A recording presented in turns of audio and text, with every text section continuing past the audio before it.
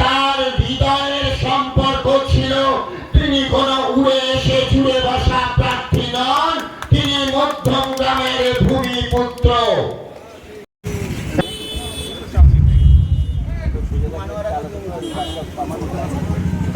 ধন্যবাদ জানাই আমাদের নাজমুল ভাইকে। উনি আমাদের চণ্ডীগড় রোড অঞ্চলের পঞ্চায়েতের দলনেতা এবং আপনাদের ভূমিপুত্র, এখানকার সদস্য। মঞ্চে উপস্থিত আছে আমাদের সকলের প্রিয় প্রধান মাধব দেবনাথ। আমি প্রত্যেক জায়গায় বলি, এই যুদ্ধ, এই লড়াই কিন্তু জনমানুষের লড়াই, আপনাদের প্রত্যেক মানুষের লড়াই। এই যারা ভোট দেবে, যে সমস্ত প্রিয় গ্রামবাসীরা ভোট দেবে, তাদের অধিকারের লড়াই। একটা পরিবেশ এসেই ভালো লাগছে, দেখে ভালো লাগছে। আপনাদেরকে বলি, মমতা বন্দ্যোপাধ্যায় ক্ষমতা আসার পূর্বে থেকে বাংলার মানুষকে কথা দিয়েছিলেন, পরাজয় এক প্রকার ঘোষণা করে দিয়েছিল, কিন্তু বাংলার সেই ব্যবধানটা রথীনবাবু আবারও বাড়িয়েছিলেন। ৩৮,০০০-এর বেশি ভোটে তিনি সেদিন জয়যুক্ত হয়েছিলেন। তারপর ২১ সালের কথা আমাদের সকলেরই মনে আছে। আমাদের যাদের স্মৃতি যদি বিশ্বাসঘাতকতা না করে, সেদিন কিন্তু একসঙ্গে তিনটে দল জোটবদ্ধ হয়েছিল, নাম নিয়েছিল সংযুক্ত মোর্চা। হঠাৎ করে ফুরফুরার বুক থেকে সেদিন একটা দল গজিয়ে উঠেছিল নওশাদ সিদ্দিকী এবং আব্বাস সিদ্দিকীর তত্ত্বাবধানে, এবং যে দলটা গড়ে উঠতে সিপিআইএম ওই মার্ক্সবাদী কমিউনিস্ট পার্টির মুখোশ ছেড়ে সেদিন সেলিম বাবুরা, সুজন বাবুরা ফুরফুরা শরীফে গিয়েছিলেন। সেখানে ওই নওশাদ সিদ্দিকী, আব্বাস সিদ্দিকীর হাত ধরে বাংলার বুকে তারা ক্ষমতায় আসতে চেয়েছিলেন। আসলে তাদের উদ্দেশ্যটা ক্ষমতায় আসবার ছিল না, তাদের উদ্দেশ্যটা ছিল ঘুরপথে বিজেপিকে কিভাবে আনা যায়। সেদিন কিন্তু তাদের একটা স্লোগান ছিল, যে স্লোগানটা বাংলার মানুষ ব্যর্থতায় পর্যবসিত করেছিল। আজকে 2026 সাল, আপনাদের একটা করে নিয়ে আসতে ঠিক একই পথ অবলম্বন করেছে বাবরি মসজিদ দিয়ে হুমায়ুন কবির। তাই এদের থেকে আপনারা সাবধান। এদের ভোট পড়েছে। আমরা চাই উৎসব মেজাজে মানুষের গণতান্ত্রিক অধিকার প্রয়োগ করুক। সেটা প্রমাণিত হলো আজ ৪ঠা মে রেজাল্ট।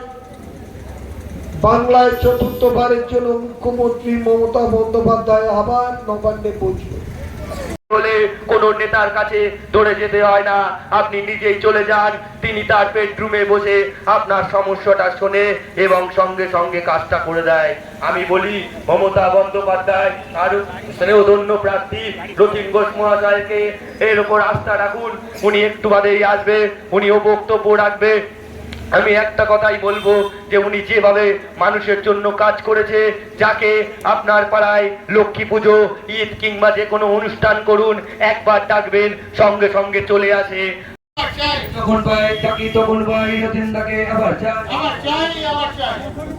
ধন্যবাদ। আপনারা অনেকক্ষণ ধরে বসে আছেন। আমরা তো বোঝেন, ওই নির্বাচনে প্রার্থী হলে সব মানুষের কাছে যাওয়ার একটা প্রচেষ্টা থাকে। সুবক্তা, শান্ত কিশোর, বন্দে মাতরম, বন্দে মাতরম, তৃণমূল কংগ্রেস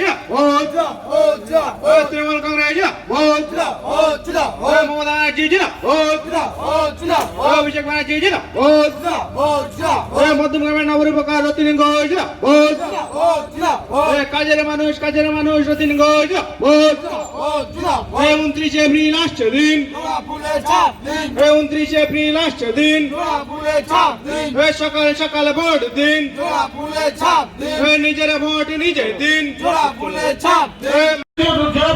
বিপুল ভোটে জয় করুন, পাড়ায় পাড়ায় বলে দিন, মা বোনদের বলে দিন, সকাল সকাল ভোট দিন, রথীন ঘোষকে ভোট দিন। বন্দে মাতরম। হয়েছে এই পদক্ষেপটা দরকার ছিল, এই কারণে হচ্ছে মধ্যগ্রামে যে উন্নয়ন হয়েছে, যাকে আমরা মানে যখন ডাকি তখন পায়। কাছের লোক রতিন ঘোষ মহাশয় চতুর্থবারের জন্য মমতা তাকে প্রার্থী হিসাবে মধ্যগ্রাম বিধানসভা নিযুক্ত করেছে। আজকে মধ্যগ্রামের যে উন্নয়ন, রোহন্ডা অঞ্চলের উন্নয়ন, বিশেষ করে আমি বলবো আমার দন্নগর বুথে যে উন্নয়ন হয়েছে সেই উন্নয়ন একমাত্র রতিন ঘোষের হাত ধরে হয়েছে। তাই আমরা রতিন ঘোষকে রোহন্ডা অঞ্চল থেকে, বিশেষ করে দন্নগর 243 বুথ থেকে একটা বিপুল মার্জিনে লিড দিয়ে চতুর্থবারের জন্য তাকে জয়যুক্ত করার জন্য পাঠাবো বলে আমরা অঙ্গীকার করছি। বহিরাগত প্রার্থী, তিনি মধ্যগ্রামের মানচিত্র কী জানবে, কী দেখেছি, দুদিনে এসে একটা অলিগলি ঘুরে হয়তো একবার তো এই সব কাজ একসাথে সম্পন্ন করা যায় না, হয়তো কিছু কাজ বাকি আছে। তিনি একটা বহিরাগত প্রার্থী, তিনি মধ্যগ্রামের সম্বন্ধে কী জানবে, তিনি না জেনে এই কথাগুলো বলছেন। জেতার বিষয়ে কতটা আশা? যেটা 100% রতিন ঘোষ এখান থেকে বিপুল মার্জিন জিতে 50,000+ ভোটে জিতবে। আগের তুলনায় কি তো মার্জিন বাড়বে। যেমন স্বরাষ্ট্রমন্ত্রী এসছেন আমায় হারাতে, প্রধানমন্ত্রী, আগের বার প্রধানমন্ত্রী, স্বরাষ্ট্রমন্ত্রী সবাই এসেছিলেন। আমাদের মধ্যমগ্রাম বিধানসভার মানুষ আমায় আশীর্বাদ দোয়া করেছিল। ভোটের সংখ্যাটা 49,000 হয়ে গেছে। এবারও এসছেন দলের প্রার্থীর সমর্থনে ভোট চাই। কিন্তু আমি শুনলাম যে যেভাবে যেসব লোকরা উপস্থিত ছিল, মধ্যমগ্রামের লোক খুব একটা ছিল বলে আমি শুনিনি।